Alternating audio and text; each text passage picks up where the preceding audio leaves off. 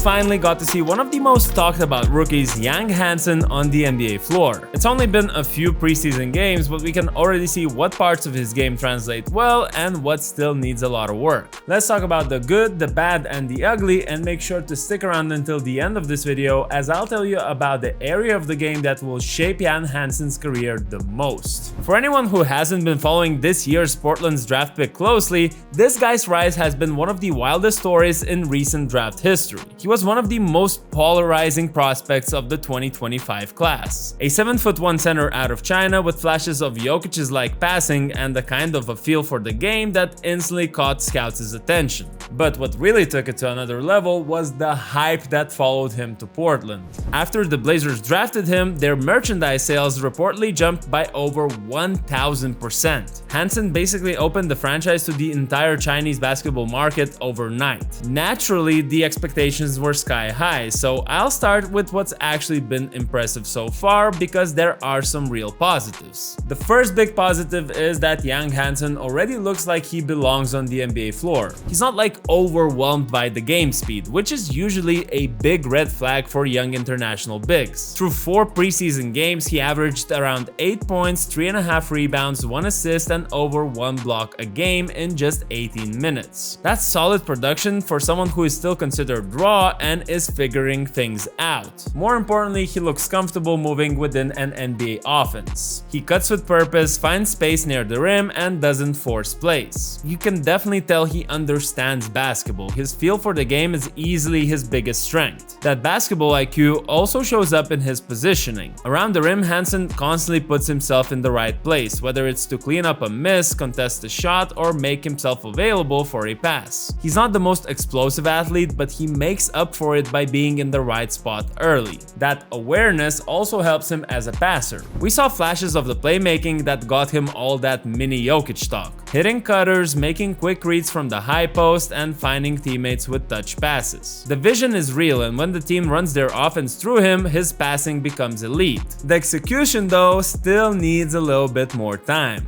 And finally, the rim protection. Despite his foul issues, which I'll get into later, Hansen's timing as a shot blocker already stands out. He averaged 1.3 blocks per game and showed great instincts around the basket. He's not quick enough yet to switch or guard perimeter bigs, but in tight spaces he moves really well and contests smartly. Combine that with his frame, touch, and feel, and you can already clearly see why Portland sees long-term potential in him. But you know where there's even more potential to get scammed, for example? Well, that's the internet, unless of course you're clever and are using NordVPN. NordVPN is your all-in-one online protection tool. It hides your real IP address, encrypts your connection, and keeps you safe from hackers or trackers, whether you're using Wi-Fi at an airport, a hotel, or a local cafe. Plus, with Threat Protection Pro, it blocks malware and phishing links before they even load. You can even use the dark web monitor to see if your personal info's been leaked somewhere online, which is honestly terrifying, but at the same time super useful. And it's not just about security. You can change your virtual location in one click and access content from literally anywhere. For example, when making my first few videos on Yao Hansen, I connected to the Hong Kong server just to see what local media was saying about him. So if you want to browse safer and without borders, make sure to visit nordvpn.com/outsidetheNBA for a special 2-year plan with 4 months free. All the information will be down there in the description below and the pinned comment. Now let's talk about the other side, the stuff that's holding Yao Hansen back right now. And honestly, most of it comes down to experience. You can tell he's still learning how to play NBA defense, how to use his body, and how to deal with the physicality of the game. The fouling, for example, has been a major issue. In just 4 preseason games, he averaged about 5 fouls per night, and in one of them against Utah, he fouled out after only 15 minutes. That's not just a stamina or athleticism problem alone, that's just a young player trying to figure out how far he can go with the contact. In China and even in Summer League, the officiating was way looser. In the NBA though, the slightest bump gets called. Those fouls are fixable with time, but the real concern long term is defense in space. So far, Portland has kept him in deep drop coverage during pick and rolls, which honestly makes sense because right now his lateral movement isn't good enough to switch or hedge. He struggles when he's pulled away from the paint, especially against quicker face-up bigs. And considering how many centers today can stretch the floor or attack off the dribble, that's going to be a challenge for him moving forward.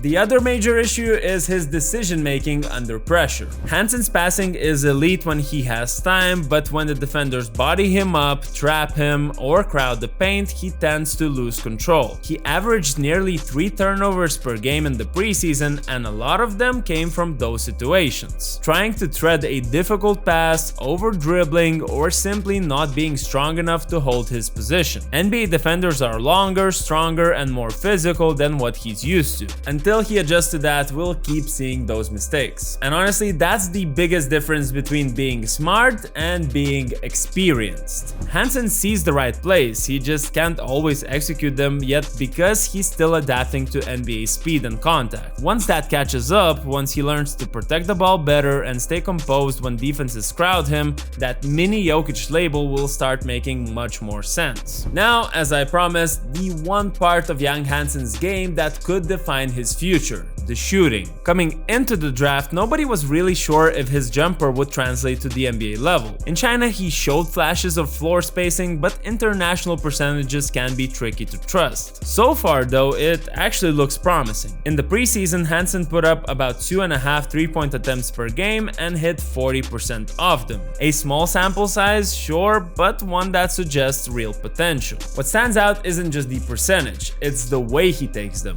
His mechanics are clean, the release is smooth, and most importantly, he doesn't hesitate. Every time he's open, he shoots it with confidence, and that's half the battle for young bigs adjusting to the NBA. Portland clearly wants to test this part of his game early, giving him the green light to shoot from the top of the arc, especially in pick and pop situations. If this jumper holds up, it completely changes his ceiling. Suddenly, you're not just talking about a passing big with good feel, you're talking about a modern stretch 5 who can space the floor, pass from the elbows, and protect the rim. That's a rare and incredibly valuable combination that fits perfectly with Portland's young core. Scoot Henderson and Shaedon Sharpe both need driving lanes, and a big who can pull defenders out of the paint makes their lives way easier. But of course, it's still early. 4 preseason games aren't enough to draw big conclusions, and every young shooter goes through streaks. Still, the confidence and form are there, and that's a massive step for a 20-year-old center adjusting to NBA speed. The biggest thing with young Hansen though is patience. Portland didn't draft him for today, they drafted him for the next era.